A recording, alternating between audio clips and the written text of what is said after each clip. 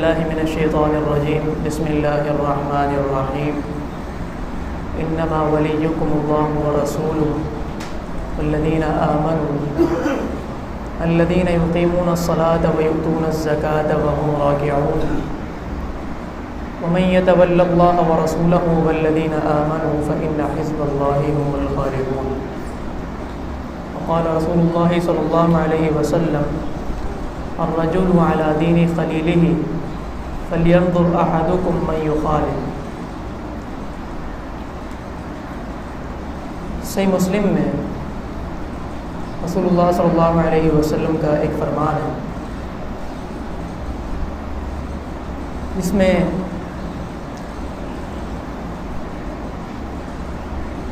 اصلاح معاشرہ اور حسن معاشرت کے مختلف اصول بیان ہوئے کہ معاشرے کے اندر رہتے ہوئے ایک مسلمان کا دوسرے مسلمان کے ساتھ کیسا تعلق ہونا چاہیے اور اس کی بنیاد کیا ہونی چاہیے.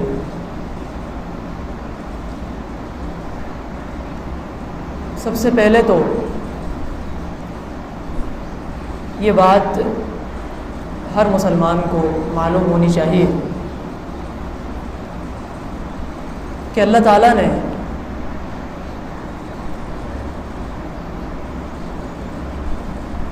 آپس کے تعلقات کے اندر مسلمانوں کے آپس کے تعلقات کے اندر پہلی بنیاد ایمان کو قرار دیا. ایمانداری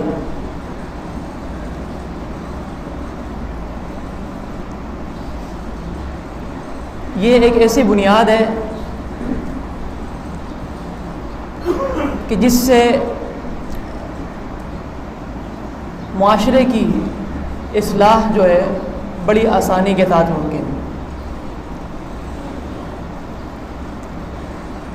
نبی علیہ السلام کا فرمان ہے ثلاث من کن فیہ وجد بہن حلاوت الایمان. 3 خوبیاں جس شخص میں موجود ہوں اس نے ایمان کی مٹھاس کو چکھ لی, ایمان کی حلاوت کو چکھ لی. پہلی خوبی کہ ان یکون اللہ ورسولہ احب الیہ مما سواہ. اللہ تعالیٰ اور اس کے رسول محمد رسول اللہ صلی اللہ علیہ وسلم اسے دنیا کی ہر چیز سے بڑھ کر محبوب. اور دوسری چیز جس کے ذریعے ایمان کی مٹھاس کو چکھا جاتا ہے وہ کیا ہے؟ وَأَن يُحِبَّ الْمَرْءَ لَا يُحِبُّهُ إِلَّا لِلَّهِ. انسان کسی سے محبت کرتا ہے اس کی بنیاد یہ ہو کہ میں اس سے اللہ تعالیٰ کے لیے محبت کروں.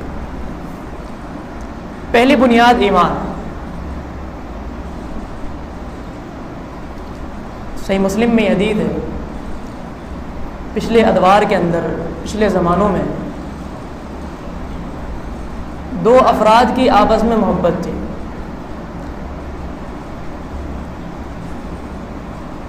اللہ تعالیٰ نے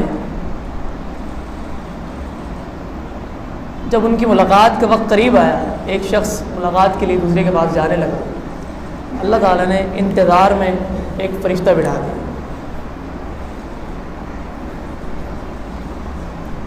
راستے میں فرشتہ بیٹھا ہو,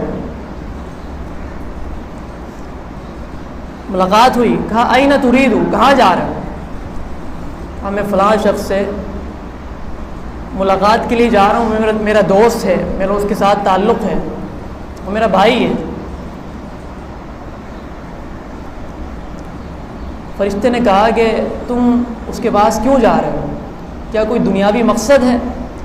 تمہاری دوستی اس سے کس بنیاد پر؟ کوئی مطلب ہے تمہارا؟ کہا نہیں, میں اس سے اللہ تعالیٰ کے لیے محبت کرتا ہوں. فرشتے نے کہا فإنی رسول اللہ الیک بأن اللہ قد احبک. میں دراصل تمہیں یہ پیغام دینے آیا ہوں اللہ تعالیٰ کی طرف سے کہ اللہ تعالیٰ بھی تم سے محبت کرتا ہے.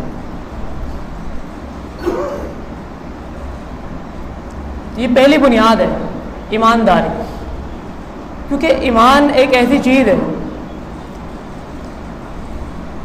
جو صرف انسان کی ذات تک محدود نہیں رہتی، پھر اس کے جو ثمرات ہیں، اس کے فوائد ہیں، وہ پورے معاشرے میں پھیلتے ہیں، جیسا کہ میں نے ابھی ایمان کی مٹھاس کے حوالے سے بیان کیا۔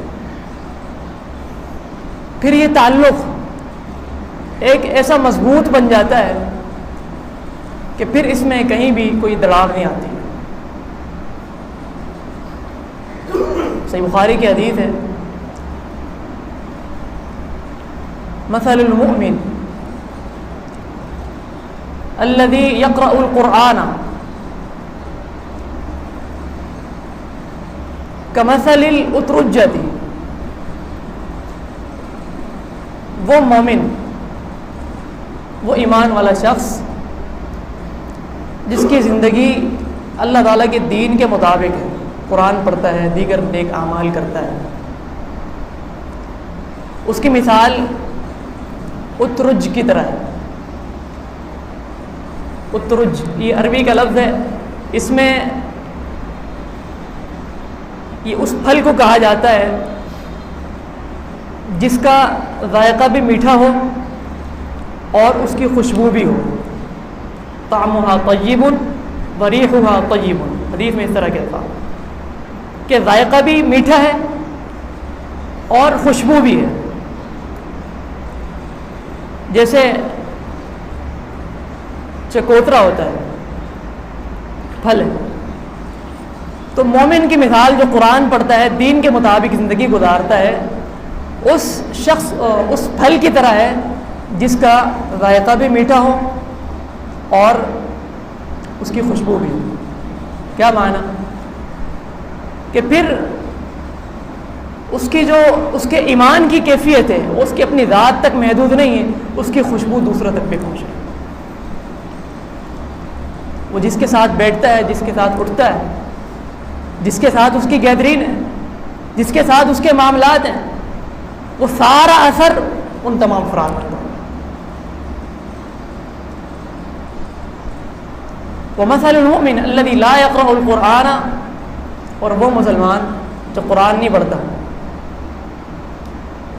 اس کی مثال اس پھل کی طرح ہے کالتمرۃ، جیسے کھجور ہوتی، طعمها طیب،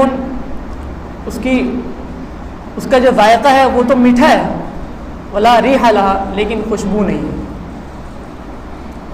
یہ مثال دی نبی صلی اللہ علیہ وسلم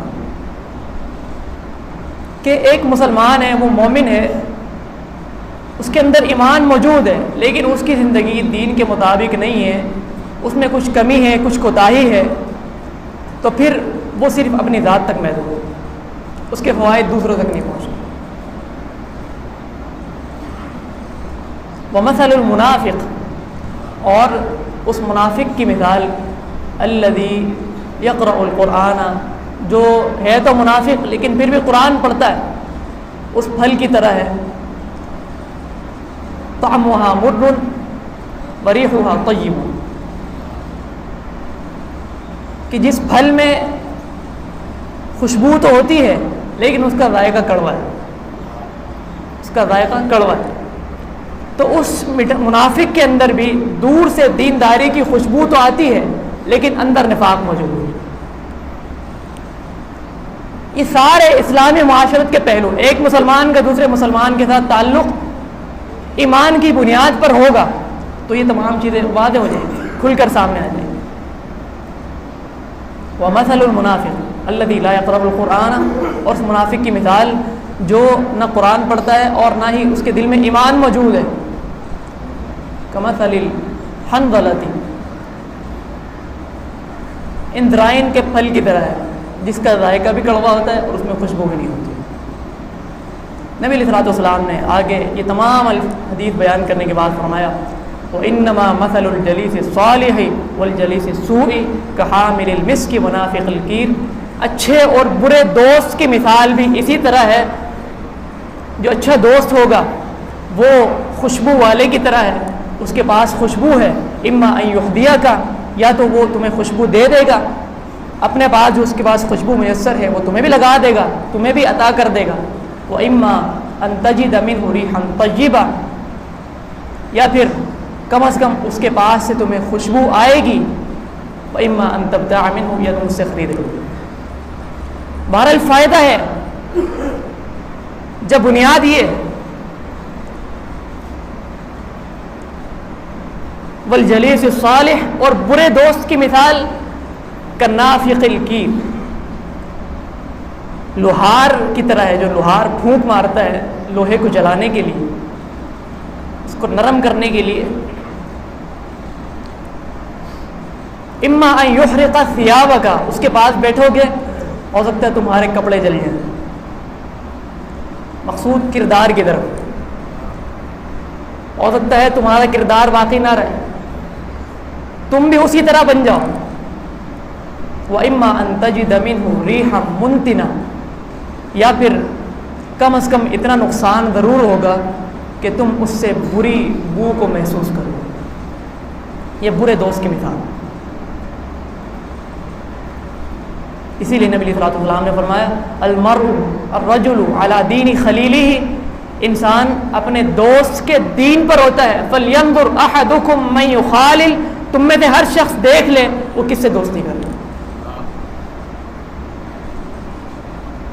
یہ کتنی واضح مثال صحبت کے اثرات کے حوالے سے، کہ صحبت کا کتنا گہرا اثر کہ انسان دوست کے دین پر ہے، اس کے اثرات اس میں منتقل ہوں. اگر اس کے اندر ایمان موجود ہے، دینداری موجود ہے، وہی چیز منتقل ہوگی. اگر نفاق، بداعمالیاں، دین سے دوری اور دیگر تمام خطرناک اور مہلک گناہ موجود ہیں تو پھر وہی چیزیں انسان میں منتقل ہوں. لہذا ہم میں سے ہر شخص دیکھ لے اس کی صحبت کہاں ہے، کن لوگوں کے ساتھ اس کی صحبت، کس قسم کے افراد کے ساتھ اس کا اٹھنا بیٹھنا.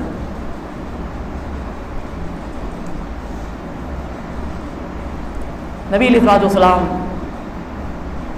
جب پہلی وحی نازل ہوئی غار حرا کے موقع پر، جبریل علیہ الصلوۃ والسلام کی ہیبت آپ کو خوفزدہ کر گئی. آپ اپنے گھر آ گئے، مکمل واقعہ آپ جانتے ہیں. زملونی زملونی، سیدہ خدیجہ رضی اللہ عنہ سے فرمایا مجھے چادر اڑا دو. آپ پر بخار کی کیفیت طاری ہو گئی. جب طبیعت کچھ بہتر ہوئی آپ نے پورا واقعہ بتایا کہ میرے ساتھ آج اس طرح کا معاملہ ہوا ہے. خدیجہ رضی اللہ عنہ نے کیا بات فرمائی تھی؟ کلا واللہ لا یخزیک اللہ ابدا، اللہ کی قسم اللہ تعالیٰ آپ کو کہیں بھی تنہا نہیں چھوڑے گا. انک لتصل الرحم، آپ صلہ رحمی کرتے ہیں، تعلقات کو جوڑتے ہیں. وتحمل الکل، اور معاشرے کے لاچار افراد کا سہارا بنتے ہیں. وتکسب المعدوم، جن کا کوئی کمانے والا نہیں آپ ان کے لیے کماتے ہیں، آپ ان کا سہارا بنتے ہیں. وتقری الضیف، آپ مہمان نوازی کرتے ہیں. وتعین علی نوائب الحق، آپ ہمیشہ حق بات کا ساتھ دیتے ہیں. رسول اللہ صلی اللہ علیہ وسلم کی یہ خوبیاں خدیجہ رضی اللہ عنہ نے بیان کی. اب رسول اللہ صلی اللہ علیہ وسلم کے جو ساتھی ہیں، بالخصوص آپ کے سب سے بہترین اور قریبی ساتھی سیدنا ابوبکر صدیق رضی اللہ عنہ، بچپن کے دوست، ایک لمبا عرصہ ساتھ گزارا. یہی خوبیاں ہمیں بھی منتقل. ہجرت کا موقع ہے، آپ جانے لگے. ہجرت مدینہ سے پہلے ہجرت کا حکم آ چکا. ابوبکر صدیق رضی اللہ عنہ تنہا نکل گئے کہ میں اب یہاں سے جانا چاہتا ہوں، ان مظالم سے، ان تمام مشکلات سے دور ہونا چاہتا ہوں. راستے میں مکہ کے ایک سردار سے ملاقات ہوئی. کہاں جاتے ہو ابوبکر؟ کہا میں قوم کی طرف سے دین تبدیل کرنے پر جو پریشانیاں آ رہی ہیں ان سے تنگ آ چکا ہوں، میں کہیں دوسری جگہ جانا چاہتا ہوں. مکہ کے اس سردار نے وہی الفاظ کہا، انک لتصل الرحم. ابوبکر تمہارا تو یہ کردار، تم صلہ رحمی کرتے ہو. وَتَقْرِي الضَّيْفَ، تم مہمان نوازی کرتے ہو، وَتَكْسِبُ الْمَعْدُومَ، اور لاچار افراد کا سہارا بنتے ہو، وَتُعِينُ عَلَى نَوَائِبِ الْحَقِّ، حق بات کا ساتھ دیتے ہو۔ تو وہی خوبیاں منتقل ہوتی ہیں انسان کے اندر جو اس کی صحبت میں افراد ہوتے ہیں ان میں موجود ہوتے ہیں۔ لہذا حدیث کیا کہ فَلْيَنظُرْ أَحَدُكُمْ مَنْ يُخَالِلْ، ہر شخص دیکھ لے اس کی صحبت کس کے ساتھ، کس قسم کے افراد کے ساتھ اس کا اٹھنا بیٹھنا، اس کی گیدرنگ کن لوگوں کے ساتھ۔ یہ تو پہلا اصول ایمان کے حوالے سے کہ حسن معاشرت اور اصلاح معاشرہ میں سب سے پہلی چیز ایمان ہے۔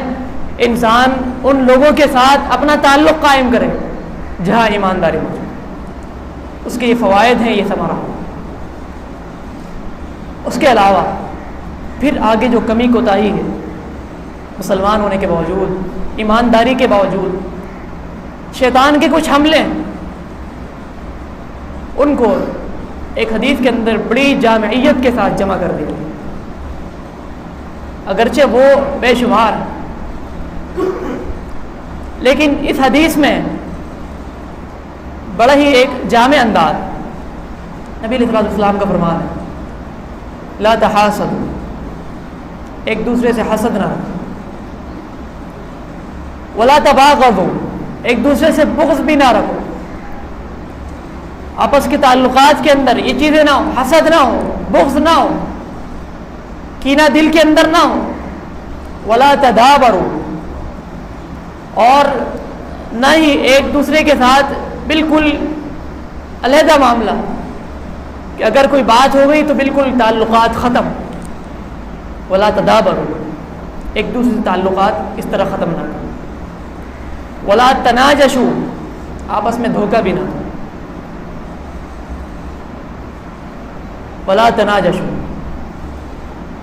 یہ اس وقت دور جاہلیت کے اندر ایک کاروبار تھا، ایک سودا تھا جس میں دو افراد مل کر ایک کو دھوکہ دیتے۔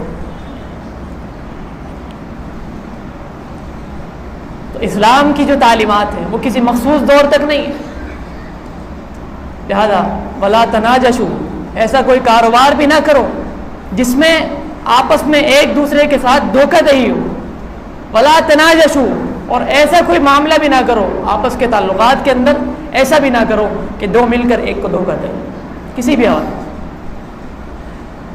وَكُونُوا عِبَادَ اللَّهِ إِخْوَانًا، سب کے سب آپس میں بھائی بھائی بن جائیں۔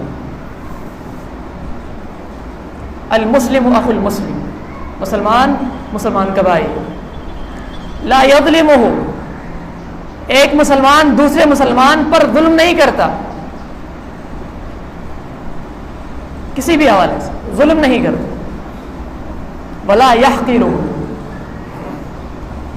یہ سب سے اہم بات، اس کو حقیر بھی نہیں سمجھتا، ولا يخذله، اسے ذلیل بھی نہیں کرتا۔ قرآن کریم نے اس کو اس انداز سے بیان فرمایا، یا ایھا الذین آمنوا، ایمان والو، لا یسخر قوم من قوم، ایک دوسرے کا مذاق نہ ہو، ایک دوسرے کو ذلیل نہ کرو۔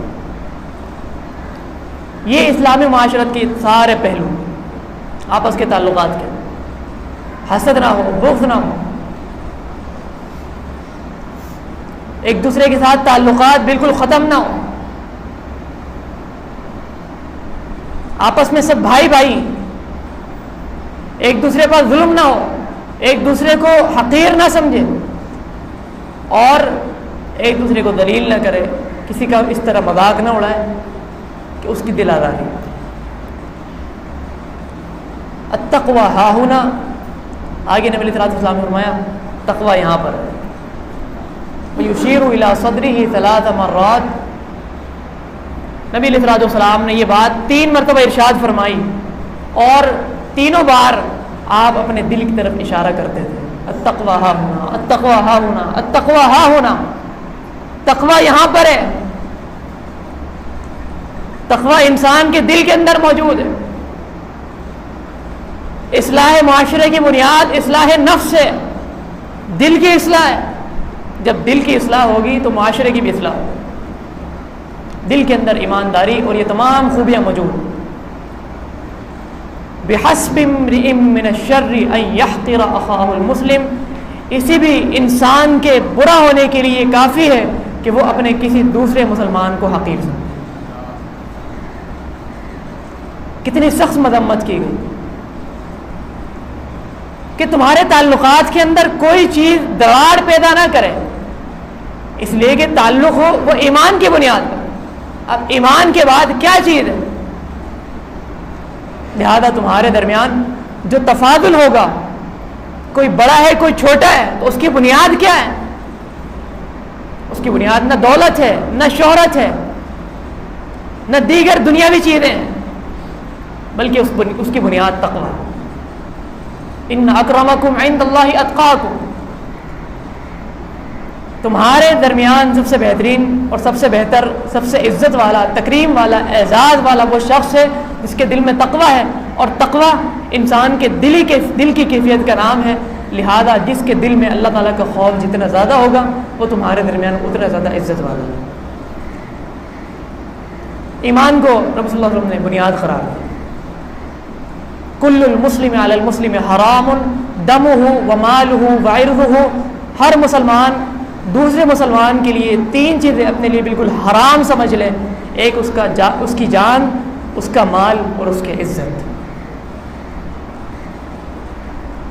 یہ بات نبی صلی اللہ علیہ وسلم نے اپنے آخری خطبے کے اندر بڑی تاکید کے ساتھ مختلف مواقع پر ارشاد فرمایا. یوم عرفہ کا خطبہ دیا، اس میں بھی یہی بات ارشاد فرمائی کہ بتاؤ آج کون سا دن ہے؟ آج یہ شہر جہاں ہم موجود ہیں یہ کون سا شہر ہے؟ یہ کون سا مہینہ ہے؟ یہ شہر بھی حرمت والا، یہ مہینہ بھی حرمت والا، یہ دن بھی حرمت والا. تو پھر سن لو، آج کے بعد تمہارا مال، تمہاری جان اور تمہاری عزتیں بھی آپس میں اسی طرح حرمت والی ہیں، ان کا بھی اسی طرح خیال رکھو. کل المسلم علی المسلم حرام دمہ ومالہ وعرضہ. ہر مسلمان کے لیے دوسرے مسلمان کا خون، اس کی جان اور اس کی عزت بالکل حرام. لہذا اصلاح معاشرہ کس طرح ممکن ہے؟ ایمان کے بعد ان تمام چیزوں پر عمل کرنا، کہ ایک دوسرے پر ظلم نہ ہو، ایک دوسرے کو حقیر نہ سمجھے، ایک دوسرے کو ذلیل نہ کرے، کسی کا مذاق نہ اڑائے. آپس کی گیدرین کے اندر، آپس کے تعلقات کے اندر، معاملات کے اندر، کاروبار کے اندر اور دیگر دنیاوی مصروفیات کے اندر ان تمام امور کا خیال رکھنا ضروری ہے. اس طرح اصلاح معاشرہ ممکن ہے. اللہ تعالیٰ عمل کی توفیق عطا فرمائے. استغفر اللہ لی ولکم وآخر دعوانا